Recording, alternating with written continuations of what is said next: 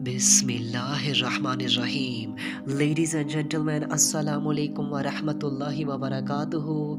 नाज़रीन इकराम, जैसा कि आज आप देखते हैं कि आपको पूरी दुनिया में ऑल अराउंड द ग्लोब बहुत से इश्यूज़, चैलेंजेस बढ़ते हुए नज़र आते हैं।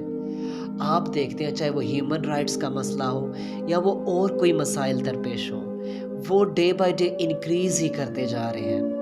और आप दूसरी जानिब देखते हैं कि आज जितने भी बड़ी-बड़ी ऑर्गेनाइजेशंस हैं, वो इंटरनेशनल ऑर्गेनाइजेशंस हैं, वो इन्हीं मसाइल को, इन्हीं चैलेंजेस को ओवरकम करने के लिए, इनका सॉल्यूशन देने के लिए बनाई गई थी।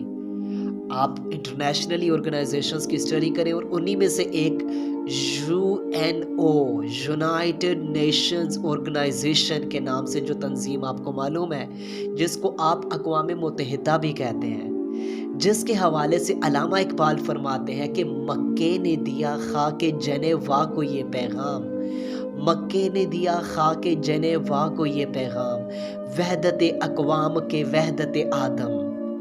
इकबाल फरमाते हैं कि ये जो अक़वाम मुत्तहिदा की स्ट्रक्चरल बॉडी इन्होंने बना ली है, यहाँ पर हर साल चेहरे इकट्ठे कर लिए जाते हैं और एक बंद बैठक में, एक बंद कमरे में मीटिंग्स बिठा ली जाती हैं, वहाँ पर कॉन्फ्रेंसेस की जाती हैं। लेकिन कहाँ है वहदत आदम, कहाँ है इंसानियत का दर्द?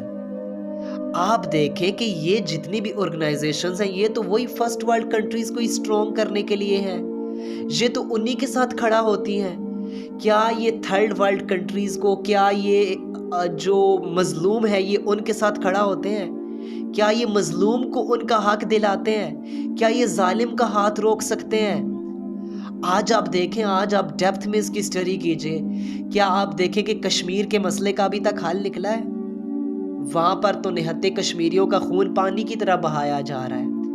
अभी पैलेस्टाइन में देख लीजिए कि किस तरह से छोटे-छोटे बच्चों को औरतों की तज़लील की जा रही है, छोटे-छोटे बच्चों का किस तरह से कत्ल-ए-आम किया जा रहा है।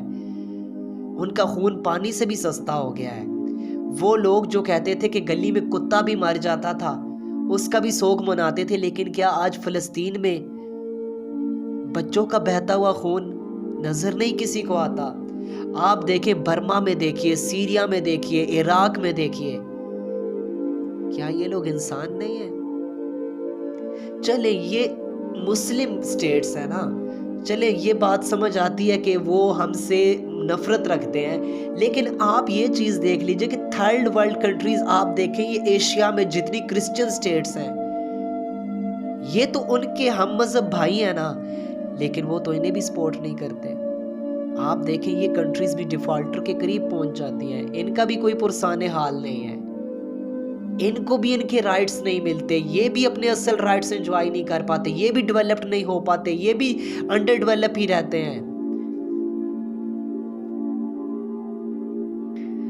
तो इकबाल कहता है कि फिर आओ ना तुम्हें उस चार्टर प्लान की तरफ लेके जाएं, जो मक्के ने पूरी दुनिया को दिया है, जो आज तक उसकी गूंज पूरी दुनिया में गूंज रही है। आओ फिर उस चार्टर प्लान की तरफ चलते हैं। आप देखें, खुतबा हज्जतुल विदा में देख लीजिए, आप देखिए कि किस तरह ह्यूमन राइट्स का चार्टर प्लान पेश किया है, जो आज तक दुनिया में गूंज रहा है। आज आप देखें ना, हर किस्म की डिस्क्रिमिनेशंस, कलर्स, कास्ट, रेसिज्म, आप देखें किसी किस्म की कोई तफरीक नहीं फरमाया, किसी अरबी को अजमी पर, किसी अरब को अजमी पर और किसी अजमी को अरबी पर कोई फजीलत हासिल नहीं है, ना किसी काले को गोरे पर और ना किसी गोरे को काले पर कोई फजीलत हासिल है। हाँ, सिवाय तकवा के। अल्लाह की नज़र में वही ग्रेट है जो अल्लाह के निज़ाम को फॉलो करता है, जो अल्लाह की मानता है, उसकी अताअत करता है। इसके अलावा अल्लाह ताला के नज़दीक कास्ट, कलर, रंग, ज़ुबान कोई मैटर नहीं करती। आप चाहे किसी भी मुल्क से हैं, किसी भी नेशन से हैं, बस आप अल्लाह के हुक्म क्यों माने, अल्लाह के नज़दीक वही ग्रेट है। इसके अलावा आप इस्लामिक चार्टर प्लान्स की स्टडी कीजिए ना, प्रॉफिट मोहम्मद अलैहिस्सलाम फरमाते हैं कि मेरे होते हुए अगर किसी यहूदी बच्ची पर जुल्म किया जाए, मैं मोहम्मद उसके साथ खड़ा हूँगा जब तक मैं उसे इंसाफ नहीं दिला लेता। क्या आज हम में से भी कोई ऐसा करता है? क्या आज हम में से भी कोई तंजीम ऐसी है जो इतने जस्ट ऑर्डर पर खड़ी हो? हम में से कोई ऐसा है? बताएं ना मुझे। فرما رہے ہیں کہ میرے ہوتے ہوئے کسی یہودی بچی پر بھی ظلم ہو جائے تو میں اس کے ساتھ کھڑا ہوں گا اسے انصاف دلانے کے لیے۔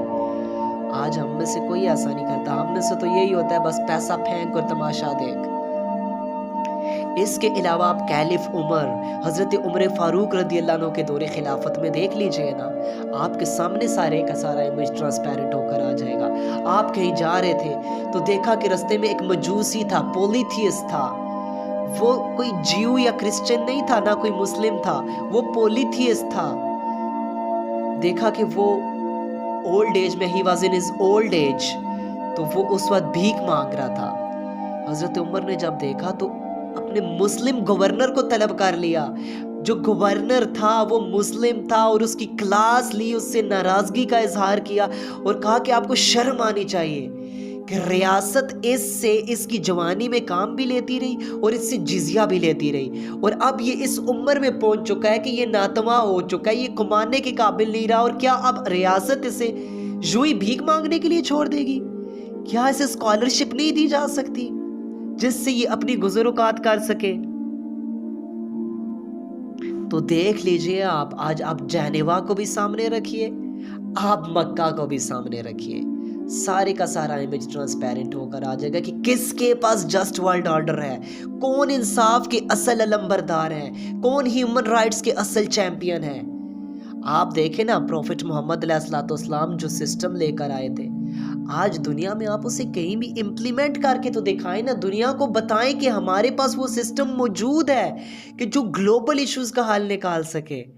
لیکن آج انفارچونیٹلی ہم میں سے اللہ تعالیٰ نے ہمیں اتنی بڑی زمین کا اختیار دے دیا ہے، 57 اسلامک سٹیٹس ہیں ایز یو ناؤ، لیکن کہاں ہے اسلام؟ کہاں ہے وہ سسٹم جو پروفٹ محمد علیہ السلام لے کر آئے تھے؟ کسی ایک انچ پر بھی آپ کو وہ اللہ کا نظام نظر نہیں آئے گا۔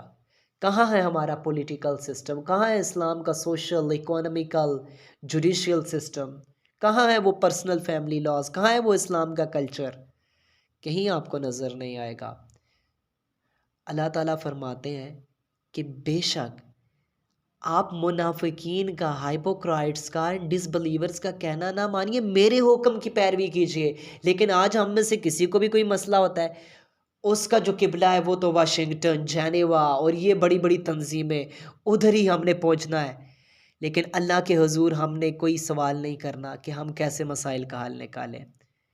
اللہ تعالیٰ فرماتے ہیں بے شک میرے نظام کو نافذ کرو اور مجھ پر بھروسہ رکھو۔ آج ہم میں سے ہر ایک کو یہ خطرہ ہوتا ہے نا کہ ہم نے اسلام کے نظام کو اپلیکیبل کر لیا تو ہمارے تو حالات برے ہو جائیں گے، لیکن ایسا نہیں ہے۔ آج آپ افغانستان میں دیکھیے نا، انٹرسٹ پہ، سود پہ پابندی لگائی، آج دیکھیے آج ان کی اکانومی ہم سے زیادہ سٹرونگ ہے۔